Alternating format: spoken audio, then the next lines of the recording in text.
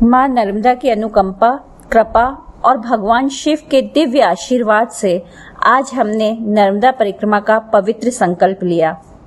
जी हाँ, आज हमने ओंकारेश्वर से अपनी नर्मदा परिक्रमा उठाई।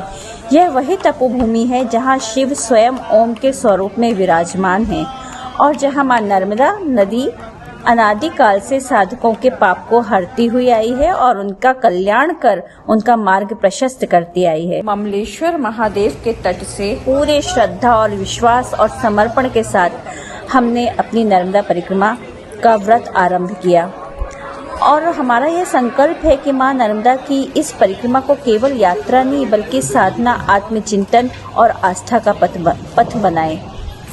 तो फिर 15 मार्च को इस संकल्प के उपरांत हम पहुंचे भक्त निवास। भक्त निवास हम पहले भी आ चुके हैं। यहाँ का शांत सुंदर वातावरण मन को बहुत अधिक भाता है। यहाँ साधारण किंतु प्रसादवत भोजन ग्रहण किया। उस क्षण मन में यही भाव था कि परिक्रमा का प्रत्येक अन्य कर्ण माँ नर्मदा की कृपा से ही तो प्राप्त हो रहा है। यह बहुत सुंदर अनुभव था।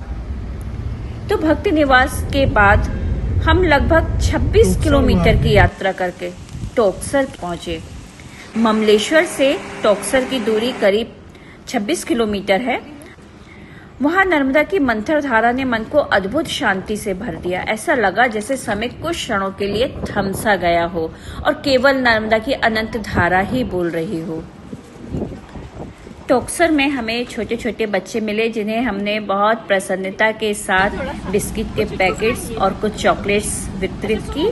ये चॉकलेट हम दे रहे हैं ना, सारे बच्चों को देना। नर्मदा मैया की जय।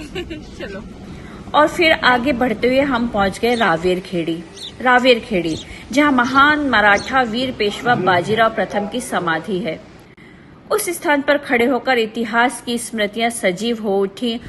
पेशवा जी वह वीर, उनकी समाधि है जिन्होंने अपने पराक्रम से संपूर्ण भारत में मराठा साम्राज्य की ध्वजा लहराई थी। आज उसी नर्मदा तट की गोद में वे विश्राम कर रहे हैं। उस समाधि को हमने नमन किया, शीश झुकाया और फिर थोड़ी देर वहां समय बिताने के बाद यात्रा का क्रम आगे बढ़ाया और 5 किलोमीटर आगे हम पहुंचे बकावा एक भौगोलिक स्थान नहीं बल्कि प्रकृति और आध्यात्मिकता के मिलन का एक सजीव काव्य है। बकावा के तट पर नर्मदा का जल जब पत्थरों से टकराता है तो ऐसा प्रतीत होता है जैसे प्रकृति स्वयं किसी अजन्मे संगीत की रचना कर रही हो। साहित्यिक दृष्टि से यह तट सृजन का प्रतीक है। जहाँ संसार में शिल्पकार पत्थर को काटते हैं, वहीं बकावा के तट पर माँ नर्मदा स्वयं ही शिल्पकार हैं और यहाँ के घाटों पर बिखरे अनगिनत शिवलिंग इस बात का प्रमाण है कि आस्था यहाँ कण कण में रची बसी है। हमारी यात्रा आगे बढ़ी और हम शालिवाहन पहुंचे। नर्मदा नदी के दर्शन किए।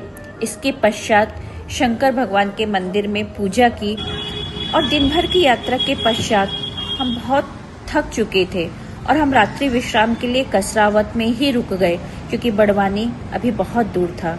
नर्मदा तट की शीतल वायु और दिन भर की पदयात्रा के बाद मन में केवल अब एक ही भावना है कि माँ नर्मदा की कृपा से यह परिक्रमा निरंतर आगे बढ़ती रहे। कल की यात्रा के लिए कल पुनः एक वीडियो मैं डालूंगी, आप देखिएगा।